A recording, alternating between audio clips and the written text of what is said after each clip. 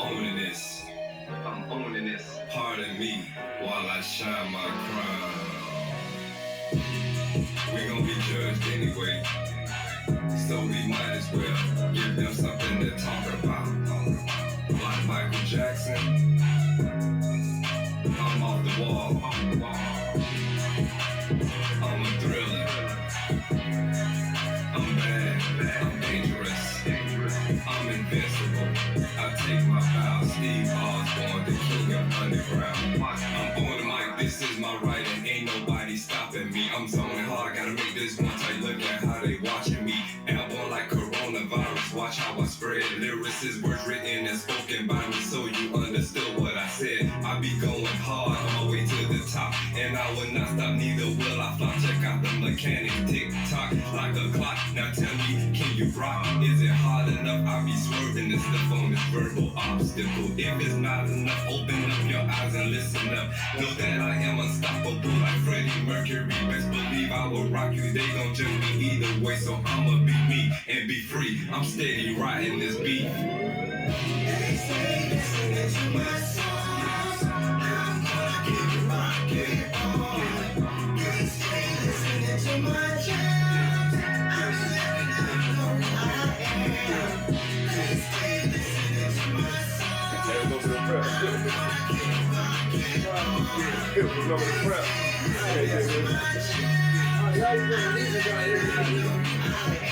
Steady pacing, it's basing attention. Step back, watch me do this. Words racing on marathon. The captain, I'm sprinting like Carl Lewis. 100-yard dash, haters can kiss my ass.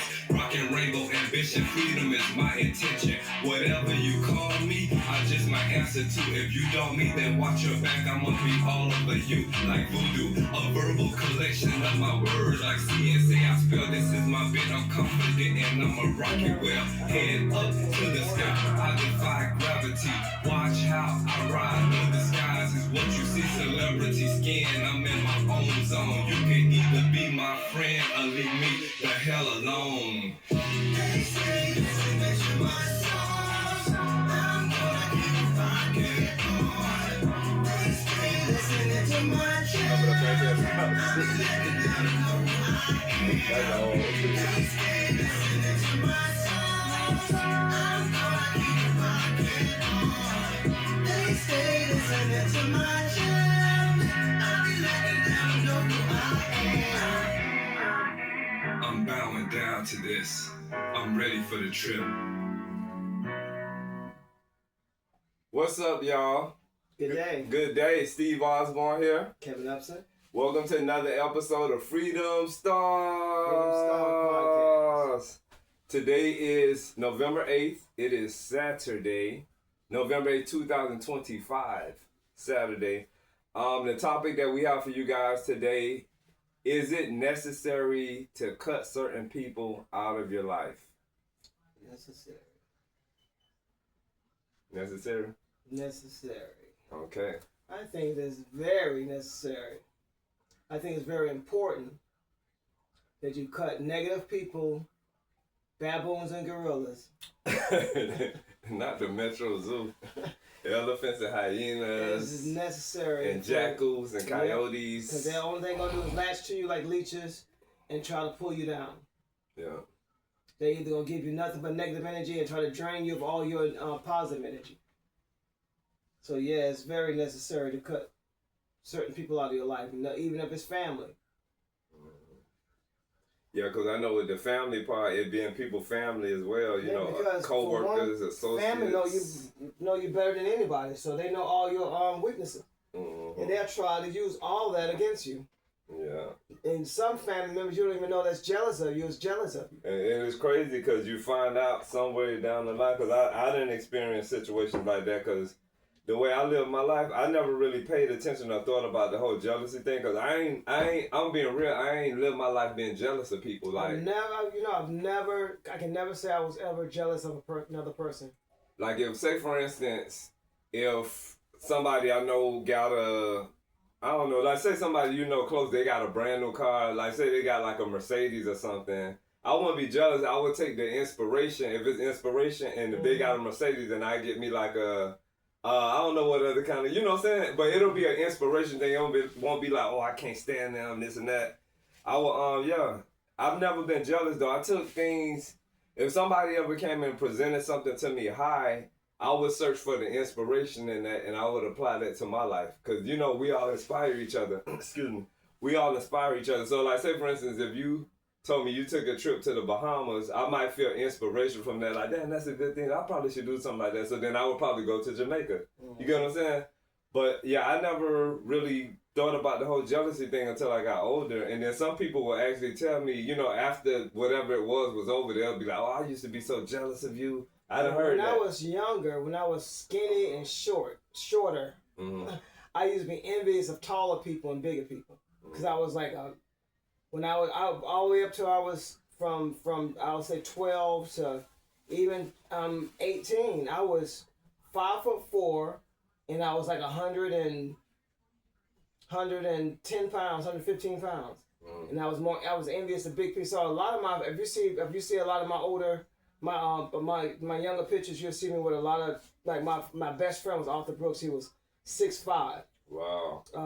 One of my best friends was like 200 and something pounds, you know, and I was like 100, like I said, 110. Yeah. I used to like be around big people or tall people because I was kind of envious of being so skinny. And they was like almost the opposite of me about my, you know, how small I was. And I never really said it, but I really didn't like being so small, but I couldn't help it. That's just how I was.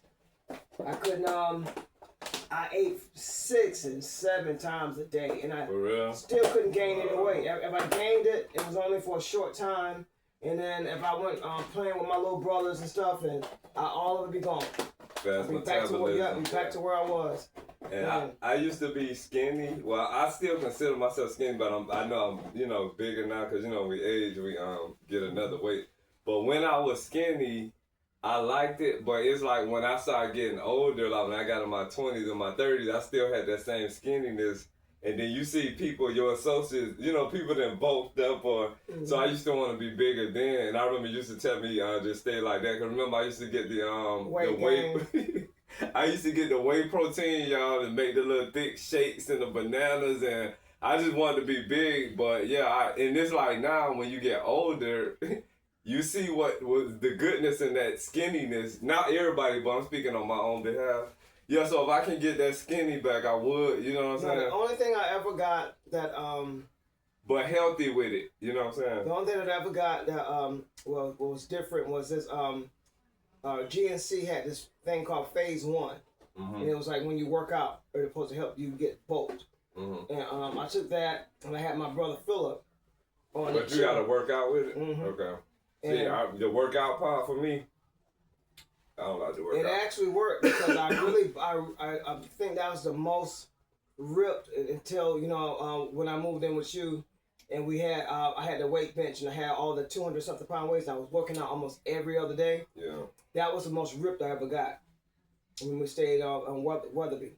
Okay. In near downtown Atlanta. That was the most. And then when we moved to Florida. And I was working with the city, and they had all the Olympics weights and everything. And that's when I really got ripped. We would get up early in the a.m. and I would have to run to catch the buses to get to work. Yeah, that really paid out. And then everybody was like, thinking that I was big. A lot of people saying I was 5'7" or 5'9". When they had to describe me, and then I was like 170 pounds, and I was 5'5.5", still like I am now, 5'5.5", and I was about 127 pounds. But back then I was benching 306. Wow. Yeah, that was at Olympic weights. I was benching 306 pounds. That was my max. And then this kid was 6'5". He benched 500 pounds. Wow. And this guy that I was working with that day, he was 52. He benched the same weight. Wow. Yeah, I've never physically stood there and watched another person lift bench press 500 pounds. That's crazy. Yeah, I ain't never really been a gym kind of person. That ain't never been my thing. I mean, I tried. It's a discipline that come with that. You know what I'm saying? Yeah. But some people do it. A lot of people do it for all the wrong reasons. I did it because I was skinny, and I wanted weight, but I wanted to be natural. Yeah, I remember from what you said just now.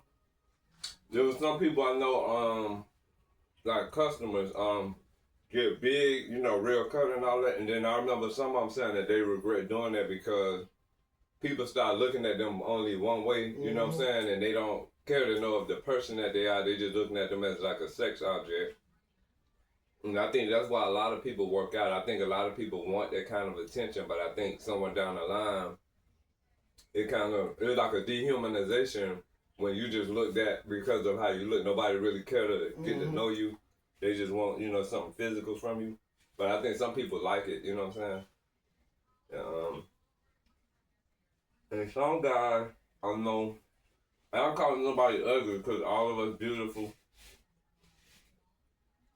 And you know, what they said, beauty is in the eye of the beholder. Some guys that people would say is not easy on the eyes, they'll make their body right, and then, you know, you kind of bypass, you know, the face. And I ain't calling nobody ugly, I'm just saying.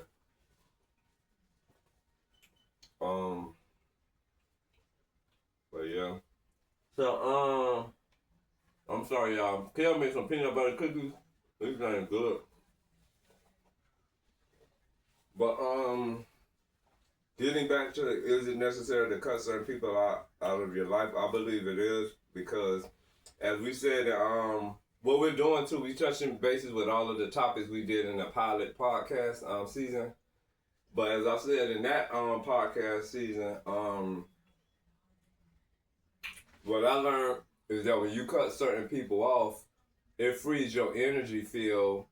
Because we done had a lot of people that we done helped, and you got a lot of people that their energy leeches, they associate with you, they drain you, and you don't even realize what's going on. But some of the people cutting them off, it brings fresher people in with a stronger frequency of energy, and you eventually catch on to the energy thing of what's going on. But, and there's people that done cut me out of their life too. I think it's the thing that we all have to do as people, you know, and it is what it is, you know. Maybe you'll cross roads again in the future, maybe not. But they say you meet people for a reason, a season, or a lifetime. So I think when we meet people, after that reason has been served, you know, it's like this. You know, you go your own way. After that season, you know, you go your own way. But yeah, some people that burn bridges. Yeah. So no matter what age they are, they burn bridges, and no matter what their situation is, everybody's a grown adult. If you have an addiction, if it's alcohol, sex, drugs, or whatever it is, and you involve somebody else into your addiction, and they try to help you as a decent person, and you burn your bridges with them by not paying them back for the things they did to help you. You know, you walking around here with dirty drawers on and old worn out shoes, and somebody try to help you and you know, bring you from another state, and then the only thing you want to do is record yourself at their house. How weak is that? I think when people help people, that person that's receiving help, for them to get back on their feet, I think one of the things that should be top priority on their list is repaying that person. You know what I'm saying? Before they do anything else. That's your rites of passage back into the regular world, back onto the right track. Even if that person, excuse me, because you got some people be like, oh no, that's okay. You know, people do that out of politeness, out of courtesy. But even if somebody's saying that no, that's okay, still take care of them. Tell them you don't want to hear no. Because some people are modest, you know what I'm saying? And just, yeah, that's the first thing you do is pay homage back to that person. But you know that also shows you the character of that person. And they even offer to pay that person back, and that person say no. That still shows them that they you know, at least tried. Yeah. But you got these garbage can people that just think that it's supposed to be given to them and tell you something like, "You did a great job. You don't. I don't need you to give me no praise for something I know I was doing right. Yeah. You're the garbage can. Piece of crap that just trying to just suck and take from people. Yeah. And what they don't realize is that they mess up their future prosperity. they mess up the good stuff that the universe already had in And then from that alignment. point, they got to lie and use sympathy, people's sympathy to get by the next That place. get old too. That get old. It get old because what happens, like when they meet fresh new people, they always got to have some kind of story to go off of. But after a certain amount of time, that person starts looking at them.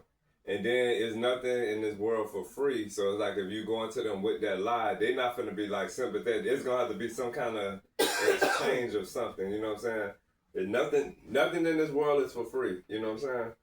So people like that you give help to, and then they might burn a bridge with you. They might use you. When they get a certain amount of money, they might, flip the script. You got to cut them off immediately. You know what I'm saying? And I'm learning that now. You got to just take your emotions for them to zero, like really fast. And you got to be very careful letting people in your house because yeah. You never know they're recording your house. Yeah, it's all kind of crazy. Or they might pass your address out, you know. Sitting recording your house and taking pictures like that's their house. Yeah.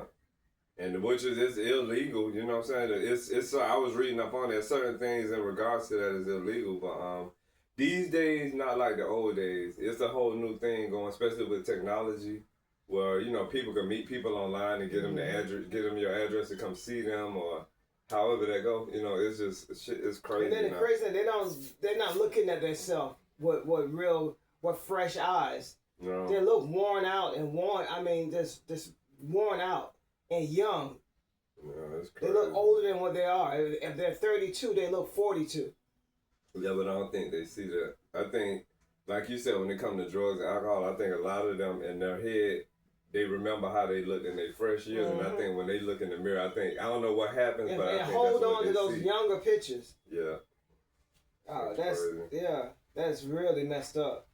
But and then like getting back to the family situation where I know some people say like you might go through something bad with a relative and they'll be like, oh no, we family, this and that and blah blah blah. And the way I feel about that, I feel like at a certain age, family to me it becomes regular people, especially when they have treated you like regular people. You gotta look at them like everybody else in the world. And it's the relationship that you have. Yeah. Because if your relationship with that person has been the same as it was as you was a child, you just grew up, and that bond is there, you know it's real. Yeah. But if it's iffy, like you gotta like deal with that person at a distance. That's when you gotta cut them loose. And that's when we find out who we all really are. Because like you said, say for instance, let's say siblings, for instance, you grew up in the same household, single mama or single dad or both parents.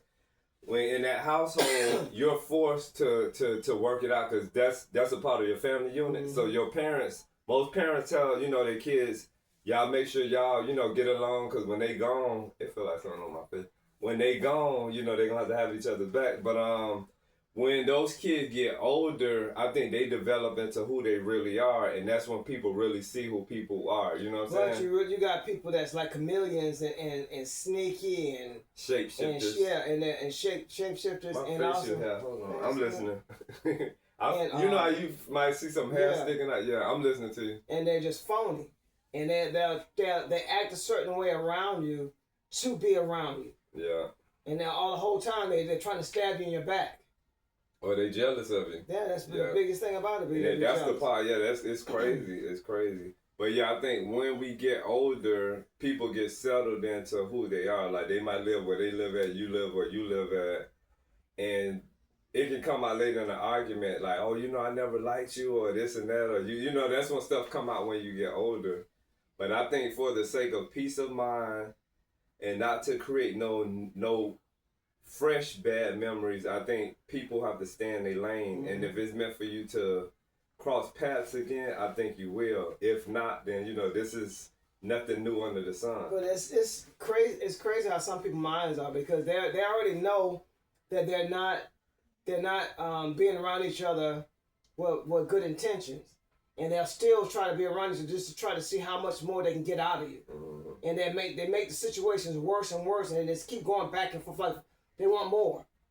That's just like not even functional dysfunction. I don't know what you That's call that. a vampire, a leech, a mooch. Yeah, and they'll just keep doing it until eventually somebody's gonna get hurt. Yeah. Because you don't stab this person in their back and they got nothing but daggers in their back, and they still. And I know a situation like that where family members have actually, you know, Yeah. they done put hands on each other. Yeah, I do too. Yeah. I know some brothers that was like that when I moved here. Yeah. But it became easier for me these days to just look at things for what they really are. Because I think what clouded my vision when it came to family relatives is that you always look at people in that past tense of how they were, not thinking about the new person they are as an adult. It's like, say, for instance, if you got siblings that are hell raisers, but you still look at them like, you might be thinking about when they were children, like, you know what I'm saying? You're not looking at who they really are. So something nowadays has taken my blinders off, and maybe it was pain or anger, different things you go through with different people. But for friends and associates, I can drop that like it ain't nothing. You know what I'm saying? What I did with my family for the longest was just, I knew all the pain that was going on in our family, and I still continued to allow them to be the assholes they were, and I still continued to go around them. Till I got to the point I just got tired of it. And I just cut them all off. Some things get old. Yeah, big families ain't nothing but more problems. Some and the old. ones that's real in my life is the only ones I'm attached to right now. Mm-hmm. Some things get old, and it's like when you find out what it is, sometimes it'd be a hurting feeling to know, damn, I can't be effing with such and such. That's right, It's a hurting feeling, but it's reality. You gotta keep it moving. Yeah. You gotta let them go, just like all they are, like regular people, because that's all they are. There's a lot of people I had to move forward, you know, just keep going, and some people did this. They did the same thing as far as me, you know. Yeah. If I'm not good, a part of a good mix of your, you know, whatever your gumbo is, then you know. Yeah, I know. I at least you can say exclude I've done me. all I can. Yeah. I've done all I could to be a real positive influence in their life, and they treated me like a stranger. So now it's time to let them see how I treat strangers, and just keep on moving your life. It's crazy. And the way life is, you'll get genuine people to replace them. Yeah, because we didn't have that happen. Well, we'll have somebody that we associate with, and then somewhere down the line, you start to see that person been using. Like there's one person that we had when we moved to California. A friend of ours, you know, wound up moving out with us, and just basically was like, you know, over time you get to see, damn, this person been using me, and they got more out of the deal than you did. And it's like you said, they'll keep going and going until eventually, you know, something will happen to where either you're gonna cut them off or that big argument gonna take place, or and then it's gonna be worse. Yeah, so it's crazy. And I gotta bless you with people like Robert. Yeah. He was a genuine person from the time he came to your life until he left. And rest in peace, Robert. Rest in peace, Robert. And Robert is a good friend of ours, way from 2005 up until he passed away this year. This past year? No, this was 2025. Okay. Yeah. He passed away this year, so we've been knowing Robert for 20 years, and we've been riding for a long time. It happened so quick. Yeah. And then there's some people that you might meet, you know, and you might, like our former co-host, you know, we had been knowing him for 17 years, and then y'all see how that went. It's just, you know, it's a thing. It's a thing with people, you know. Yeah, people get around you and shape shift and play that role like they want to ride. They're gonna be riders, and riders to the wheels fall off until something happens, and you call them on something, and they break apart. It's a thing. They wasn't being genuine from the beginning. And then I think the older we get, like I always go back to how I pay close attention to my grandma's dealings. Like her friend list got shorter. Like I come up, I'll be like, Mama, like what Miss Margot at? I don't see Miss Margot no more. She be like, oh no, she'll tell me what happened with them, and she need to just stay. Or then she had different people that I would come, to her house and visit her. This when I got older. I go visit her, and she'll have a friend there, they talk. Your tolerance level gets more sharper. Yeah. You have no time for that bullshit. Bullshit. And bullshit people. You'll see it. You done been there too many times. You done heard it too many times, and you know right away when they come out of their mouth, well, that's bullshit. Okay, that's a bullshitter. Let that bullshitter go. Yeah. Yeah. And then they got this other saying for those that are striving and accomplishing. They say it's lonely at the top.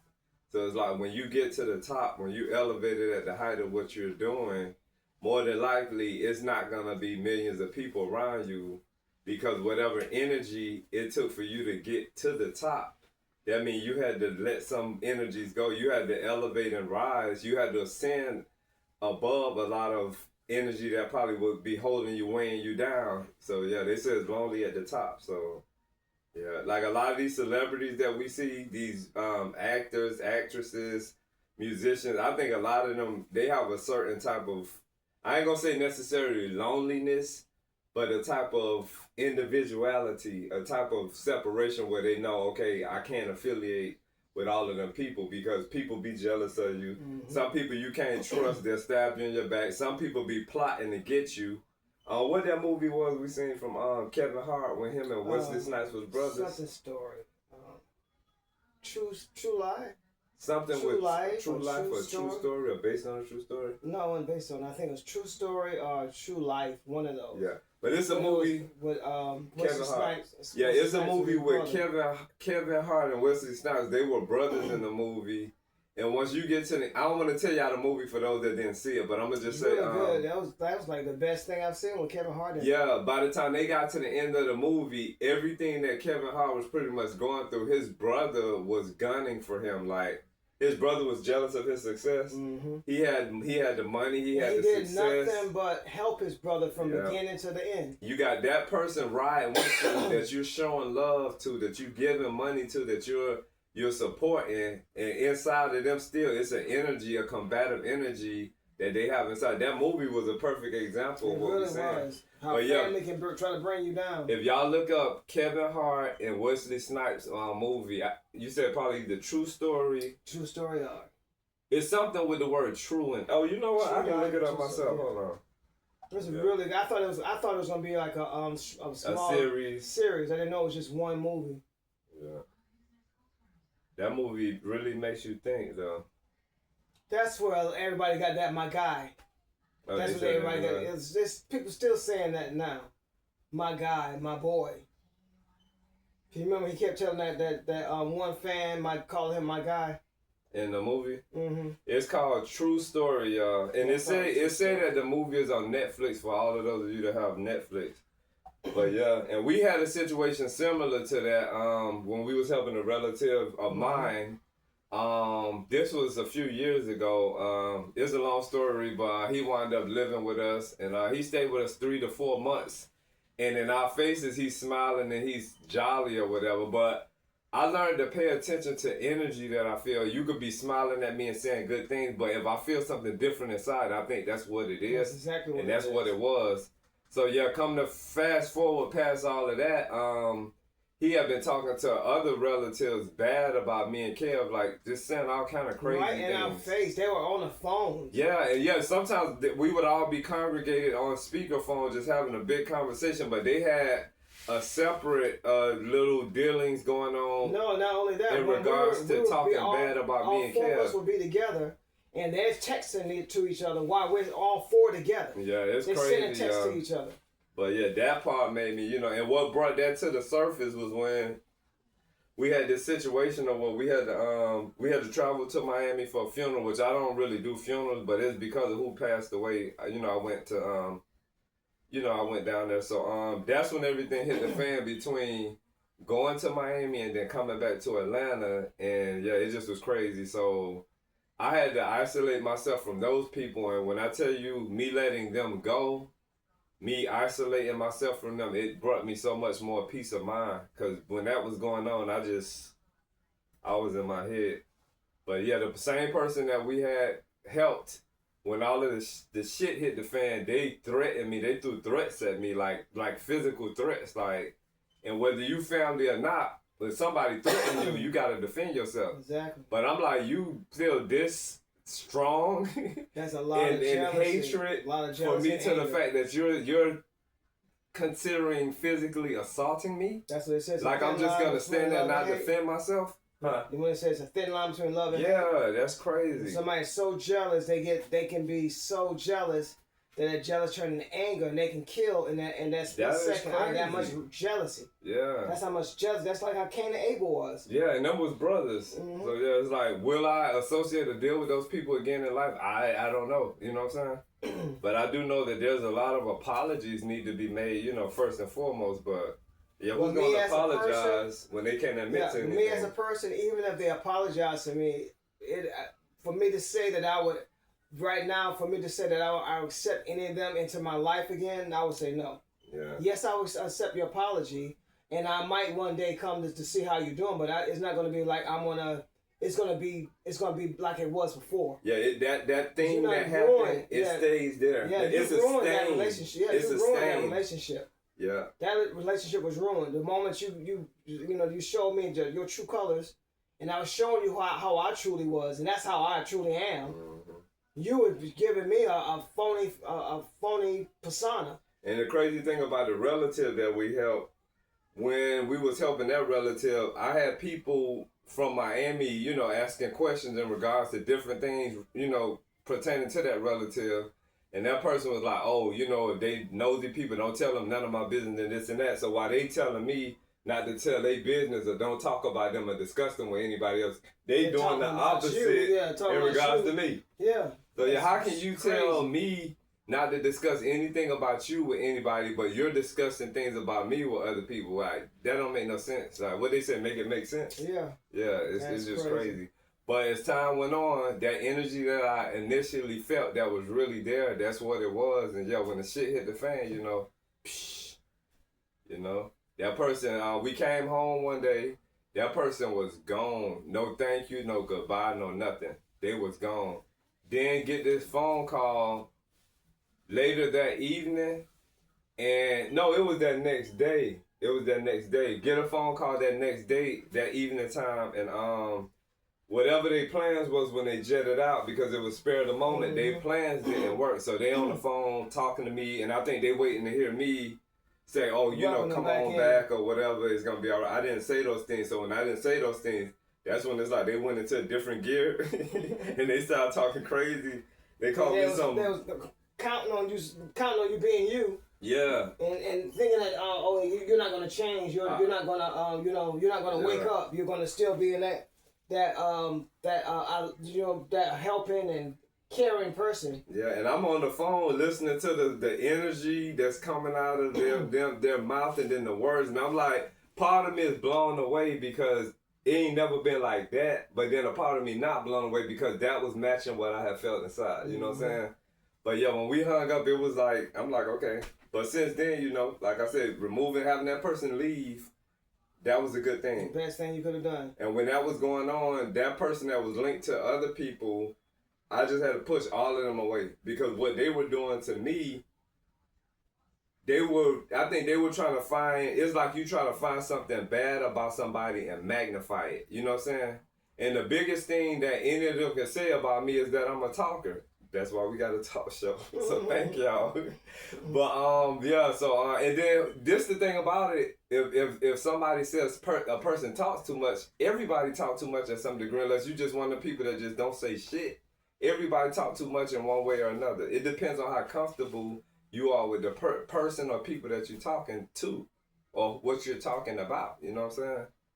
But yeah, it's crazy. But I feel better. You know, life has still been, you know, being life. You can be a good listener to a point, but then there's a time when you need to start talking other than just listening. You've been absorbing enough, so you got to let out. That's right. It's a balance, yeah. You can't talk too much and not listen. You can't listen too much and not talk. It's the balance to everything. That's right. But yeah, it's crazy. But like I said, I feel better, you know. And I didn't know people was in competition with me until later in life. And whoever having competition, I hope y'all won. They try to mimic your entire life. That lets you know, okay, so they admire you for one, to the point to it got to be jealousy. Yeah. And then the crazy thing about it, you just kept evolving. They were like, God damn, I can't keep up now. Yeah. First, he was like this, and that was hard enough to get here.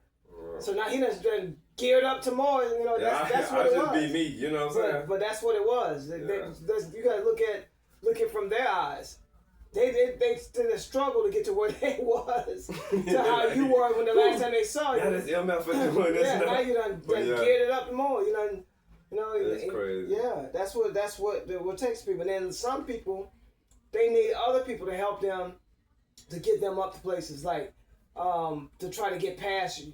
They need they need to have to lie and manipulate into somebody else. Do some dirty shit. Yeah, to get to this person. Dirty shit. For this person to help them gear themselves up. Yeah. And then they make it look like that's them, but it's not. They actually are riding off of somebody else back. And the crazy thing about that part is that when they make it look like this them and people know that it's not them, how do you praise and reward that person for something they didn't do? But you got some what kind of etch-a-sketch mindset? You got some people that's so not trying to be mean, but you got some people that are just so stupid that they would just accept that, knowing that person, they know how that person. Well, they just I don't know if they're giving them the benefit of the doubt, or they just so gullible. Or they're just you said greed. stupid, right? It's greed too, because they want something. Some of them want something out of it too, yeah. And I've seen situations like that where people have gotten things out of people that didn't really accomplish it like that. Yeah, I've just seen people do some low down.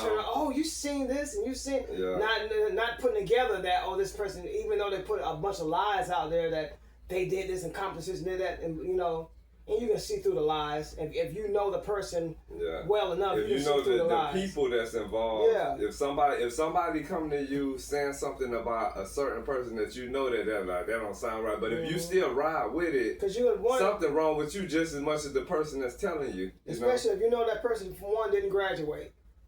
And then all of a sudden they doing all these things with schools. It's like, oh, wait a minute. Yeah, it's crazy. You didn't go to college. You didn't graduate. It's crazy. So how can you get this? How did you go through this course to get this certificate when you didn't even graduate? Yeah. So that makes sense. And then you got this certificate, this piece of paper saying that you achieved something, when you already know from step one. You got to graduate before you even did you go to night school? It's crazy. Did you go to night school? Did you get your GED or what? It's crazy. How did you jump from dropping out of school to getting this certificate? Some big hot shit. And now you're crazy. Doing this and doing that. Yeah, it's just wild. So some people, like I said, are just, I don't know, they're super gullible, they're just stupid. Yeah, the people that fall for that, people have common sense, stupid, put things together. Yeah. And that doesn't make sense. That's not gelling. That's not that's not mixing. That's not mixing well. That doesn't make any sense. Well, it's crazy. I know how hard it was for me to get to where I am. So how did that person do? What shortcuts they took? It's wild. But energy like that. Some people need to lie and fake documents. Take other people hard-earned documents and put their name on them. To make it seem like they did accomplish something somebody else did. The crazy thing about that is when people live those type of deceptive lies and then they have children. Because it's like, if you're competitive, if you're evil, if you're a liar, if you're a manipulator, if you're a trickster, how can you raise balanced, righteous kids? Because with the things that you consist of, how can you shape people that's not going to be like you? You get what I'm saying? And the thing about it is, you're gonna raise one of those kids is gonna be smart enough to try to put everybody. But everybody, like I was, when my mom's and dad was here when I was in school, they came out to once. We saw that when Roots. Oh yeah, what's his name? Alex Haley. Alex Haley. Yeah, and shout out to the Haley family. When I went to Africa with them. Yeah, when that came out, that got me into thinking about looking up stuff. What was all in records. So what records that I was able to find in South Carolina at the time, because my dad family was in Edgefield, I started looking up things, and then I wanted to see what I could find before my older brother in New York found somebody that made a book, a family book, which was incredible. Showed our crescent. You know how our families have crescents. These like a coat of arms. Coat of arms. We had one. Everything. We had a book, and I was like, wow. That's like we had royalty in our family. So we was like go all the way back to England. Go all the way back to some people was in some people still in UK. Some people are in Kingston. There's people in Germany. We have family all over. And like I said, there's Anglo people in my family. There's Chinese people in my family, or Asian people in my family. So it was really like I said, the only family reunion I remember going to was so huge that this recreational center was literally taken over by my family. When it had to be over like 2,000, maybe 5,000 people. The whole gymnasium was filled with nothing but UPSON people. Wow. And it took me till I was 13 years old, 13 and a half during the time when that happened. And it took me all the way till I was like 21 to sit down and like one day and just like thinking about all those faces I seen. I'm like, that whole place. And then it was so many people that some people wasn't even in the gymnasium. Wow. There were kids still running around playing outside because the place was so full. That's amazing. Yeah. And like I said, it was all mix of colors, all mix of races. And I know other people that like associates that they family have family reunions like every year, every other year. And I've never been to a family reunion. But saying that, I've never been to a family reunion. saying that, one of those kids is going to want to be curious about what I had seen. I know my mother got my brother or my mother or my father or my having a mother or father had brothers and sisters. I want to know what they look like, where they came from, and do that research. And when they do that research, they're gonna bring up everything. They're gonna find out. This is what she went to elementary school. This is what she went to high school. What's next? What college did she go to? Yeah, and that's the thing I learned too when it comes. Oh, y'all know we talk about everything. We probably it's still dealing with cutting people off, but the thing about that, what you was just saying, I think it gets to the point where if you like, okay, say for instance, you looking for one of your father's siblings that you don't know. When you talk to that person, they gonna tell you some stuff about your father. You're gonna be like, So I think some people try to keep their children away from certain people so that them kids don't hear another dynamic about them. Yeah, but that makes it very interesting. Yeah. That sparks something in them to why does this mother or father don't want them in my life? I want to know about them now. So then that causes that curiosity to sit and fester. To the point where they do this deep research. And when they do that deep research, if you told them a bunch of lies, it's going to come back and bite you in the ass. That person's going to be like, look, let me tell you this, let me tell you that. But it's crazy. And you know who usually do that? Women do that a lot. Women do. I was just going to say it, They'll do when it. They confront you. I've seen it to where women will do that against like their child's father. They don't want their child to know their father or their father's side of the family because that family will expose to that child who their mother really is. That picture that the mother painted. And then I know some women that actually do that with their own siblings where they don't want their children affiliating with their own brother or sister because their uncle or their auntie gonna be like, sit down for a minute, baby. Let me tell you what's really what. But the messed up part about that is the fact that that's a form of brainwash on those innocent children. You get what I'm saying? And then that makes them angry when they find out the truth. You painting yourself to be this object of perfection, no wrongdoing, and isolating those people that know the truth about who you really are. And hoping that the paths never cross. Yeah, and the way the universe is, you never know how that might go. You never know how that might go. Because, the way I was coming up, like, I didn't want to just know all good things about my mom or my father. I wanted to know everything. And like y'all know, I found out all the bad shit about my father when he was living with us. So but I those are things you want to know. Like I want to hear the whole story. You know, my mother had a sister that stayed up in Atlanta, and my mother and her sister didn't meet. When I was coming up as a child, I had never seen a woman. I had never seen her. It's not the first time. Yeah, it's a lot of people family like that. But I heard her said that they were upset with each other. When I decided to move, because Aiken, South Carolina is where my family settled in. We left from New York, coming to Aiken, South Carolina. I didn't want to go to Edgefield, South Carolina. I didn't want to go to Columbia. I didn't want to go to Augusta. So I know Atlanta was the only biggest thing that had trains and buses.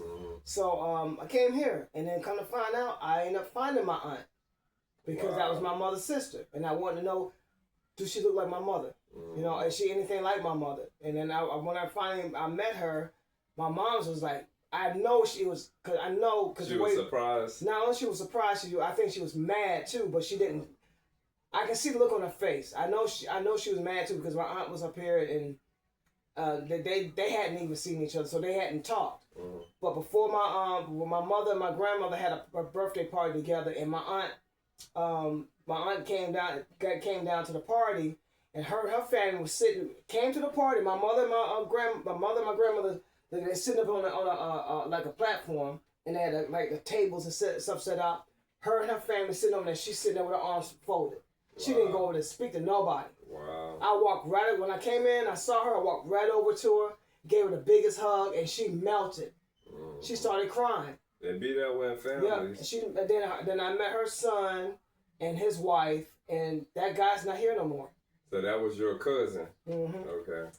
But he's not here no more because his son, the child I seen then at the time was probably 12 maybe, if not 11 something, because him and Brandon was close to the same age. Mm-hmm. That kid got older, and all the abuse and stuff that he had from him, he shot him. Wow. Shot him with a 12-gauge shotgun and killed him. Sorry to hear that. Yeah, so he's probably now in jail. Yeah, wow. But yeah, it's crazy, man, how y'all. And then, cause every family, y'all gotta realize, every family got good people and bad people in it. Yeah. It's no family with all good people.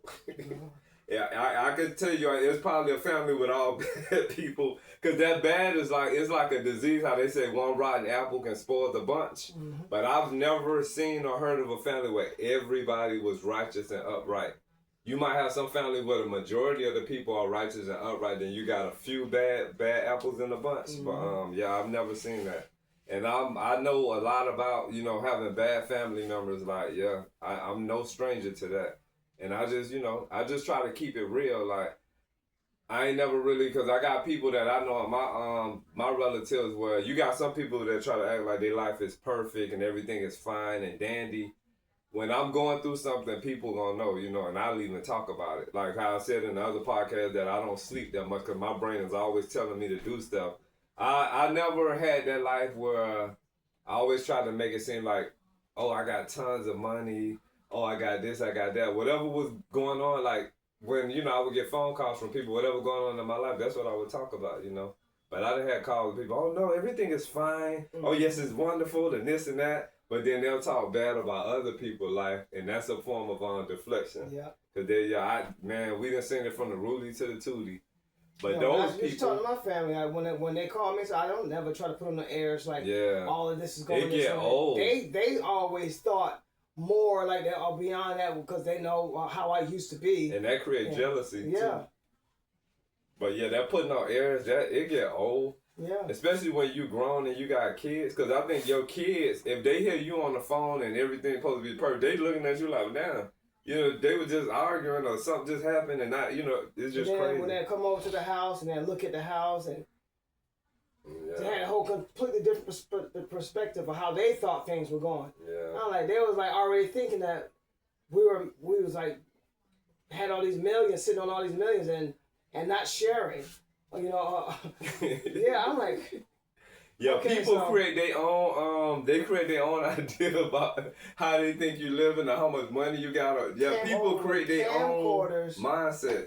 Recording how the house. I remember that. Yeah. People would come to our house, y'all, with camcorders recording everything, and then we'll go to visit those people's houses later, and they done amped their houses up, like they done bumped everything. I had one brother that copied everything that you had. You went to his house, you thought you was stepping in our house. But yeah, I like to think of some things as inspiration. Sometimes it's good that people like, I like that enough that I want to go get it. But almost every piece, and then a host of the decoration style. Yeah. And then act like they didn't get the tips from nowhere. Yeah. And people gotta pay homage, cause I never had no problem doing that. Yeah. It's just like how I was saying in the table talk that when our music videos get made, it's paying homage to a lot of those artists. Mm-hmm. Like if y'all ain't checked out our newest video called Showstoppers, is off the chain. Really nice. Yeah, and it's paying homage and giving back to a lot of people that inspired us, in stars music. Celebrity stars that's still here. And a lot that's not here anymore. I like when I put those videos are really tedious. And when I did that video, I stayed woke all the way to the next day and went to sleep at 7 a.m. after I finished some early morning work. But yeah, it's that video is nice, man. It's tight. And we got some fresh new songs we recorded that yeah, so y'all keep listening to our music too. Like our show's gonna be off the chain. And press that bell notification. Somebody said that to me today, so they were like, "Oh, I got my notifications on." Nice. Yeah. Thanks for all the cash apps and donations. Appreciate you guys. Continue to help build our page. And like, share, subscribe, and comment. We're gonna keep y'all entertained. We're gonna keep y'all informed. You know what I'm saying? We're gonna we call it infotainment, entertainment, inspiration, and then whatever y'all put in the comments, and later whatever other type of engagements we have, you know, we all here to make each other grow and prosper. And when we start doing our shows, you know, we'll let y'all know where we gonna be at, you know. So yeah, cause we got shows. We about to do a lot, man. And we're months away from going live. Yep, starting in January, we gonna be live. So yeah, it's about to be some, yeah. It's so back at the matter at hand. Yeah. It is necessary to cut people loose. It's very necessary in order for you to keep your sanity and for you to grow. And they're negative people, and they're leeches, it's time to cut them loose. Because just don't think that everybody that you grew up with and you've known all your life, it's not always a situation where you're going to know everybody forever. You get what I'm saying? It's meant for y'all to be together forever. Yeah. Because if it's some type of dysfunction in there and you keep dealing with that person, the dysfunction is just going to grow. And you can't keep saying, oh, we're family. Because family can do more devastation in your life than a stranger can. Yeah. You know, a stranger's will probably bend over backwards for you that your family member wouldn't do. And that part, I found that out so much. That goes to what we said before about is familial support necessary in the work that we do. And then I was talking about how when I started our Instagram first with the family page. Mm-hmm. Yeah, so yeah, that was another thing, y'all. So I started our Instagram with the family page. And I posting stuff, and you know, it was not likes like I thought from people that I thought would put likes, because you know, I went and put likes on all of theirs. And then, you know, like I said, I went in, I turned into investigator. You know, you can find out who those people are following. So I go into their people that they're following, and I go look at them people posting. Like, I'm seeing them put likes on theirs every day. So I'm like, what's the difference from what I'm posting and what they posting? Because I'm posting like some real stuff, and they posting little that's that picture of a rock. Little small stuff.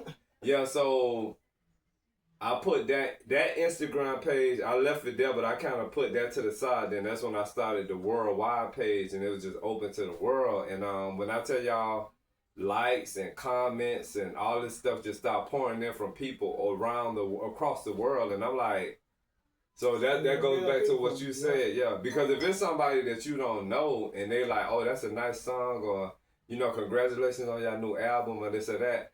They didn't have to take the time out to do that. You know what I'm saying? So it's like, yeah, it's crazy. But when you don't get that from your main base of people, that is a meaning to that. You get what I'm saying? It's a meaning to that. And I think, you know, I'm going to be real with y'all. We live off of supporting each other. And if it's something that you're not getting from somebody that you're giving to them, that's an imbalance. You get what I'm saying? That's an imbalance. And if you need to let that go, you gotta do what you gotta do. You might have said not wasted, but you spent your whole life giving those people in your life inspiration and support. Mm-hmm. You know, and then when you turn around and you're looking for it for them, it's one sided. And I don't see how they don't see that. You know what I'm saying? I don't see how they don't see it, and I don't see how they don't think that you don't see it. You get what I'm saying? It's just crazy. Or they just, I ain't gonna say gullible, I'm gonna use the word stupid again. They just that stupid, you know what I'm saying? Or careless or whatever you wanna call it. It's crazy. But yo, open that, and I try to touch bases with the Instagram, but I'm not really a big social media person. The energy from Instagram is totally different from the energy on YouTube. Instagram is like, the way I feel about Instagram, I feel like everybody on Instagram want to be a star. So I feel like when you present something authentic to them, they're too busy like, no, look at what I'm doing, look at what I got, that they really not paying what you doing no attention. And that can go for worldwide or family or friends, associates, co-workers, whoever you following. But yeah, Instagram got a different energy than YouTube. YouTube to me seems more, it's more community. I think it's because it's international. Yeah. There's so many people all over the world sitting and watching YouTube. Because like we know we don't sit and watch TV. So I think a lot of people are doing that, but with YouTube. Yeah, because I don't think Instagram is like YouTube and you can just watch, you know, because I think the Instagram videos got a short amount of time on Instagram videos. Like YouTube, you could watch something for 3 hours on there, you know, but Instagram is like little, because I guess that's what the Insta is like short gram or whatever. Yeah. But yeah, and not talking bad about Instagram because Instagram has been a benefit to what we do because we advertise our music on Instagram too. But like I said, it's a different energy on Instagram. Yeah, but we still got our page and I'm gonna get back on that and start, you know, generating again. But what we doing right now, it keeps us so occupied. And then the same thing applies to friends too. Is it unnecessary to let people go? Some friends you gotta cut short too. It is what it is. Some friendships last a lifetime, and then some friendships, you know, if there's something going on that ain't right, that ain't balanced, that ain't well, you know. My best friend died almost 20 years ago. Well, sorry. He had cancer and didn't know he had cancer. Yeah. But yeah, it's like life get crazy like that. Life get crazy. And yeah, like I say now, at this point where I'm at in my life, I feel like my blinders are taking off, and I judge things more based on how it feels inside here. Like I said, with that relative, I felt, and with I'm gonna tell the truth because he said in his podcast the reason his energy felt a certain way about me because I felt a certain way about him. Remember I told you I was feeling bad energy from him. Who? Our former co-host, and he said the reason he said the reason he was feeling bad energy towards me is because I was feeling bad energy from him. I might not be. I'm not quoting him verbatim, but we got an episode where we were addressing his statements. But what you're saying? You were reading his energy. Yeah, his energy just kind of went sideways, and I was like, yeah. Because I felt like he was in the type of a competition after a certain amount of time. Yeah, I told you that's why he always wanted me to go first. So, yeah, I told you those. My grandfather said that you have people that try to be toppers. Yeah. Uppers, or what they call them, when they try to one up, when they have you to. That's why he wanted me to one with the top, because we said for me to say something first, so he can try to come back and top line. Yeah. And it ain't even that, it's just be yourself. But yeah, I felt the competitive energy coming from him. Because he was like, oh, you a leader and you letting the such and such over talking. I'm like, man, it ain't that serious. Being loud is not over talking. You just being loud. The loudest person in the room is the stupidest person in the room. And they said that's the weakest person. And the weakest, so, that's all it was. He was just loud. But yeah, I had to let that go, you know. And then that person was also a client of mine. And, you know, if y'all look at that other podcast episode, y'all will see everything I was talking about. And it messed up the energy, too, because when it started off, we were on a certain energy. And then it got up to the point where he was just so loud that it just made us talking. We had to try to talk louder. Like that's why y'all finna be in here shouting with veins coming in your forehead and coming through your neck. Yeah, then I was like, okay, this is not. Yeah, I was like, I was getting to that point of saying that it's time. Cause what it was also, like I said, I know he seemed like a closet case. Whatever the case was. It seemed like he was a closet case, and he was trying to come out. And when you started talking about pointing out that he's all the characteristics he's looking for in a woman, he's pulling from a man. So the only thing left for a woman to do is put on a strap on. Because she's got to be the breadwinner. She's got to be the leader. That's the things a woman look for from. That's the thing women should look for from a man. So yeah, I got you. He didn't want to lead. He didn't want the responsibility of being a leader. He didn't want the responsibility of being a man. Because the woman had to play that role. He wanted to stay at home. Yeah, but after a certain amount of time, I started. Not saying nothing wrong with stay-at-home dads, because stay-at-home dads are just as important as stay-at-home moms. But that's not what he was striving to be. because he wanted to be at home, but he wanted to, you know, do his own thing. He didn't want to have that any type of responsibility. Responsibilities, yeah. Because the responsibility that he did have, he was neglecting it. Then he also was abusing this woman's child.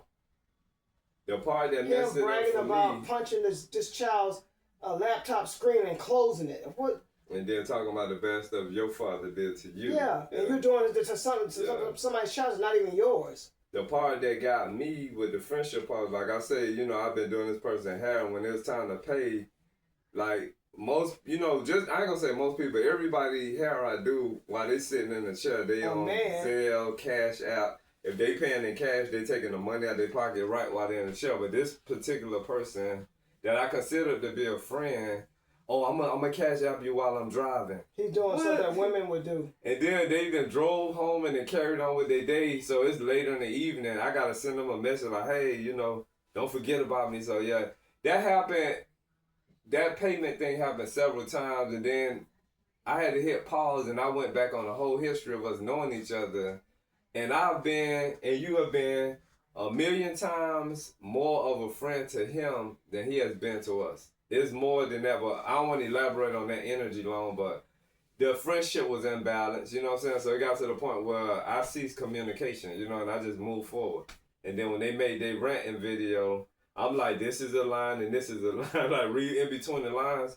Because it gets to a point where, you know, you're going to keep going through the same repetitive shit with people, or somewhere down the line, you're going to have to exit. Because if you keep going in the same circle, it can start creating a form of anger. And anger can transform into physical stuff, or, you know. Because like he said, why we couldn't have this. And I ain't trying to talk to you face to face if you ranting on your video like that. You know, anger is spontaneous. Like, well, we too old to be fighting. Like, no. I'm going to defend myself physically, you know, out of defense. But, yeah, I ain't.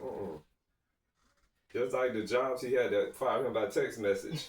Ain't nobody got no time for that. You know, no, I ain't got to face you. I ain't got to be in your face saying what I got to say. As long as I can get it across to you some kind of way. Whether it's a video message, an answer, a voicemail, an email, a text message, that's all communication. Me standing in front of you saying what I got to say, or you standing in front of me saying what you got to say, what's going to come from that? We going to look each other in the eyes, and then what if somebody get angry and ball their fists up? You know, no. He's going to start scratching. This is stop doing scratching and biting. So, yo, when people say stuff about saying that to their face, I learned as you get older, for what? It don't mean you scared of that person. It mean that you know, you value your energy and your space. Like, no, it's crazy. You definitely don't want that back in your energy. Yeah, don't want that in my workplace. Don't want that in my home. Don't want that in my vehicle. Don't want that. Yeah, no. It's crazy.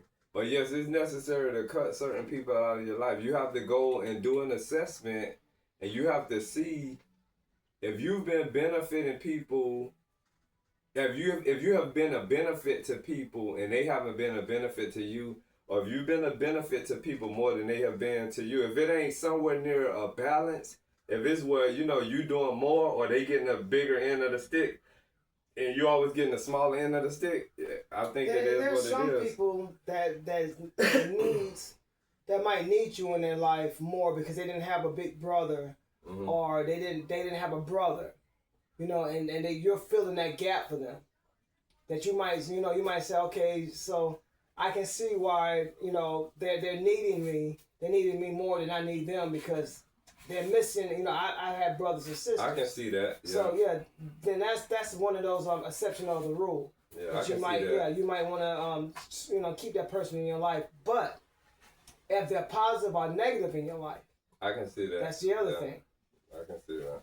So I've had people, like I said, that attached me when I was coming up that attached to me because I came from a large family and they had like your family small. They had 3 people in the family, 2 people in the family, or just them.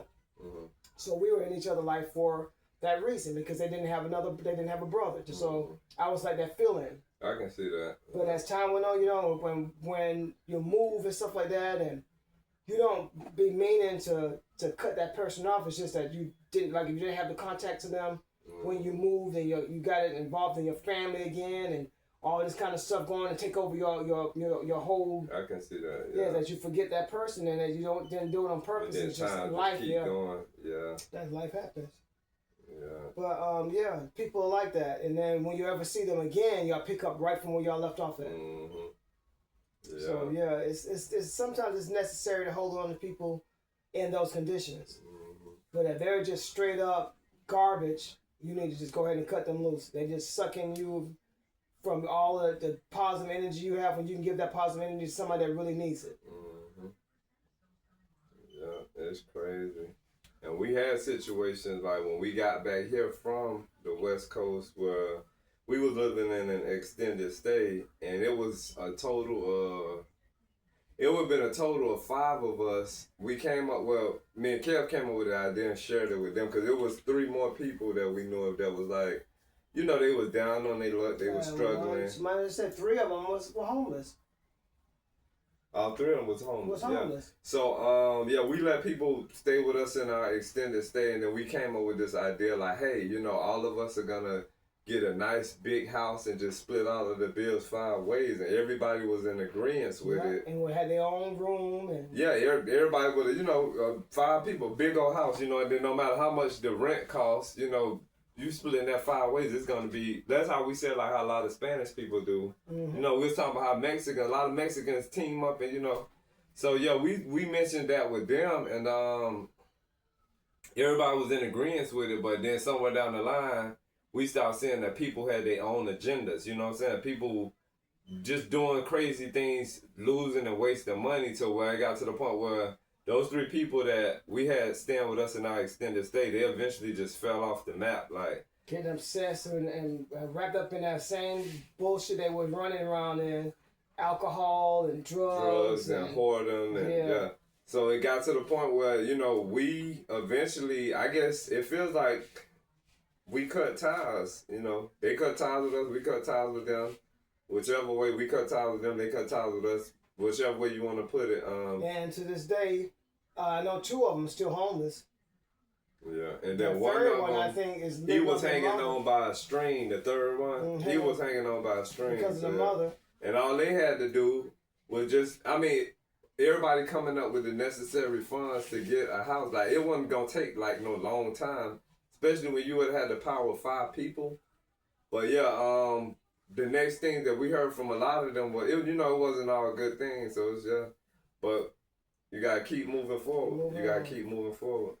You can't feel sorry for people that don't want to help themselves. Yeah, and then one of the people had the nerve, because once they didn't survive in Atlanta, they wound up going back to their home state. And that person had the nerve to try to see if we'll let them come back to Atlanta to stay with us after we have a history of doing for them. And the one time I remember that we really needed them, they didn't come through. But they came through one time. This was a long time ago when we were moving. They helped with the move. Mm-hmm. I remember that. Yeah, that was one thing. So I give people their credit. They came through on that note. But we overdid that. For that one thing, they helped with. We probably did 100 things. Yeah, so that was an imbalance. But I give them their credit for playing a part of helping us move. It is 1 year that, this was a while back. What you saying? I said we went beyond that by bringing them to the West Coast. And I got them a job with me at the barbershop. And we was just, we played our part in helping people, But the people, I just realized this with the recent stuff that we have been going through. The people that we helped, they were either alcoholics, drug addicts, or both, lazy, users. Like, we were helping people, or both. Mm-hmm. Yeah, they were drug addicts and alcoholics. But we were helping people that, they were like, they ain't have no true goal. They was just getting over with whoever they can get over on wherever they were at. Because leaving us, they went to another level with somebody else. I had to look at that. They really didn't want anything. Yeah. They didn't want anything out of life. They just wanted to get high, get drunk, and just lay around and, smoke and really don't do anything. And sometimes I think people got to look at that.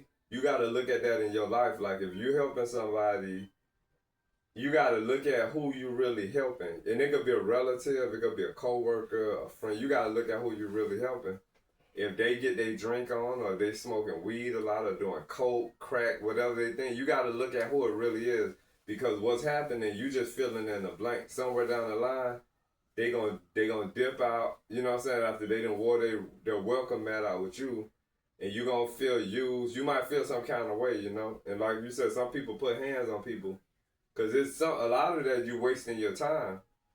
And then you're human, so you're gonna get upset. Yeah. And frustrated. And what I learned, you can't rescue. Don't try to play rescue, because we still have one pending situation where we rescued somebody, and they still, it's a long story with that, but yeah, it's still a pending situation with that. But you can't rescue people, because what I learned was that punishment that person is due, you gotta let it take place. If they made some bad decisions and something happened, the reaction is coming back from that reaction that they made, or that lack of reaction, or that lack of decision. You gotta let them go through that. You can't play rescue. You can't play rescue, because that's what we've been doing a lot. And accept it. Yeah, we've been doing and it's rescue still a gonna lot. be coming, and then it might come back worse. It's simmering more. Yeah. It's gonna happen worse than if you just go ahead and let them go through it. And then they have to really hit that rock bottom, for them to say that I'm ready to get up out of this. I'm ready for a change. But if they don't hit that rock bottom to make them change, only thing you're doing is prolonging it. Mm-hmm. Yeah. It's amazing. Yeah, I'm living and learning every day. Like this thing that called us crying and all that. That was an act. Yeah, we had this one person. This was the last person that we had helped most recently. It was a son of a friend of ours. And that was the only reason why we extended ourselves, because of the friend, the stand-up guy that the father was. Mm-hmm. And we moved him here, and as soon as he got a nice piece of change in his pocket, and not even that much. He did a 180. Yeah, because that much. He got $100 in his pocket, y'all. And he did a 180. That shows how weak of a character. But he was using. Yeah, he was using. That's all I can say. Because before moving with us, somebody had put him up in the extended stay, and nothing is for free. So it's like, what are you doing for that? What did I about to say? I about to say that that person that still costs. Yeah. He had to do something. Nothing in life is for free. He had to do something to get that money. Everything comes with some type of price to it. That's what they call that Hobosexual. Yeah. That's what he was doing something for. Everything comes with some type of price to it. So And I'll tell him what he's doing now. Yeah. And where he's at, because he's doing something. Because he's not. He didn't go out here and get no apartment with $100. Yeah. No, I think they bouncing from pillar to post. They're staying with people long enough to where they're welcome at doing something too. And then they move into another level. Somewhere. Yeah. To stay, because he ain't going to. Nobody just going to just like it's straight. Even if they knew you, going to let you just pop back just because you made it back in town. Mm-hmm. Yeah, nobody's just going to just let you just stay with them. Yeah, you gotta just know when to cut people off, man. Yeah, after that was over with, it's like, okay, I gotta keep looking forward. You know what I'm saying? But it's crazy. And then some people, like I said, some people cut us out of their lives. You know, it is what it is. They might feel a certain way how we talking about this.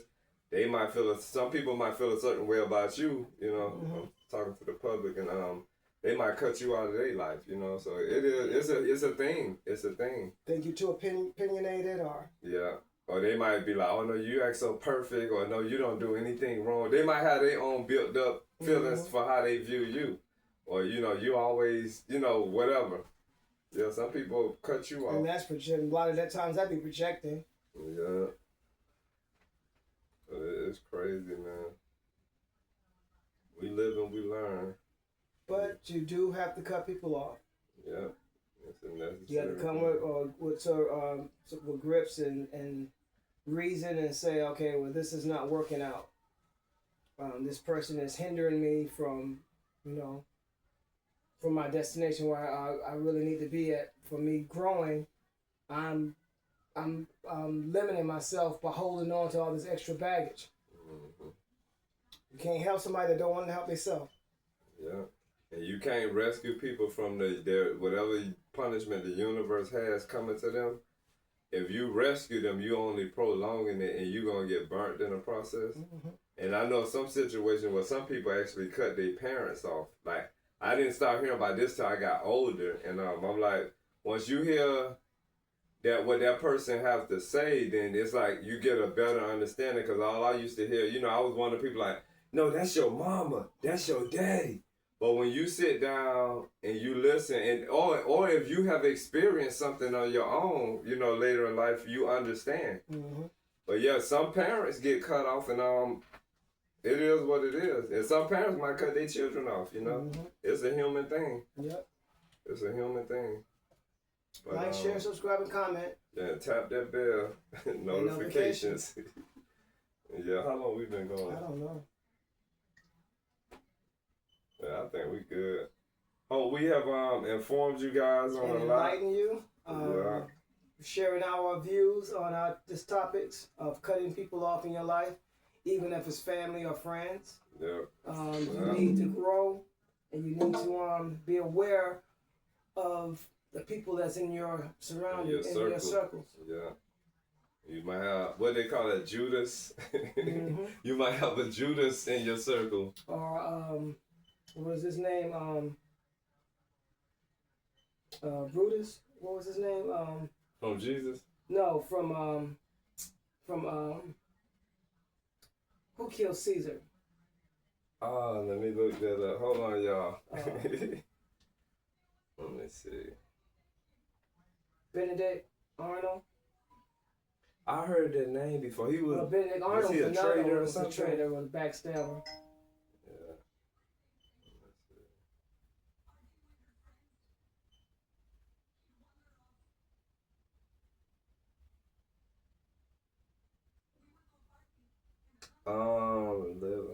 Brutus, yeah. Brutus. You was right. Wow, you know your stuff. Okay. Brutus made me think about what that man named Bluto from Popeye. Isn't that Bluto? Pluto. Yeah. That sounds similar. Yeah. Yeah, man, y'all, you got to get in your heart, you got to get in your mind, and you got to get in your overall spirit. And if it's something that's not resonating well with you by anybody that's in your life, you got to pull them scissors out. Because, I mean, when you do it, like... And sometimes you got to give them the boot. Yeah. Oh, yeah, I'll put your strap on your boots. Boop! Yep. What that song say? The Sometimes they boots don't are want to made go. for walking. Sometimes they don't want to go willingly. Yeah. You got that system. Yeah, that's crazy. It's cray. But until next time. Yeah. Traveling music. See you guys next go round. Thank y'all for sitting with us, and have a good evening. Have a excellent day. Like, share, subscribe, and comment. Yes, indeed. And tap that bell notifications. thanks for all the cash app for donations. I'm owning this. Pardon me while I shine my crown. We gon' be judged anyway, so we might as well give them something to talk about. Like Michael Jackson, I'm off the wall. I'm a thriller. I'm bad. I'm dangerous. I'm invincible. Oh yeah, I'm gonna get up early for that. This is my right. Ain't nobody stopping me. I'm so hard. Gotta make this one. Look at how they watching me. Airborne like coronavirus. Watch how I spread. Lyrics words written and spoken by me, so you understood what I said. I be going hard. I'm always to the top, and I will not stop either. I got the mechanic tick-tock. Like the clock. Then I was doing, I don't know, I was doing something that I was like, I felt it. Open up your eyes and listen up. Know that I am unstoppable like Freddie Mercury. Best believe I will rock you. They gon' judge me either way, so I'ma be me and be free. I'm steady riding this beat.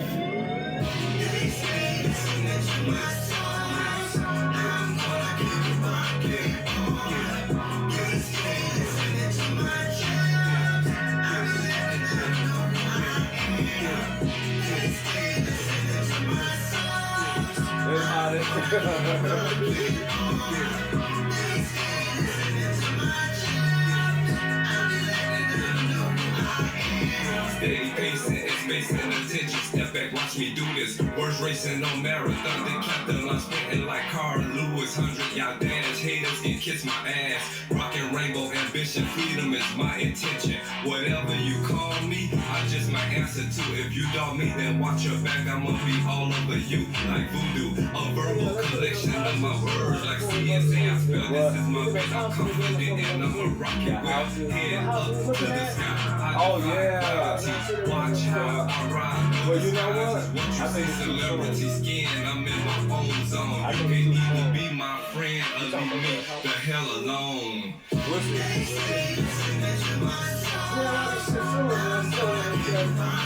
Also, when you think about it, so this is November, it might not be, because some stuff, you know what I'm saying, be that way for years, months. But yeah, I'm cool with that. I'm cool with that. I'm cool with that.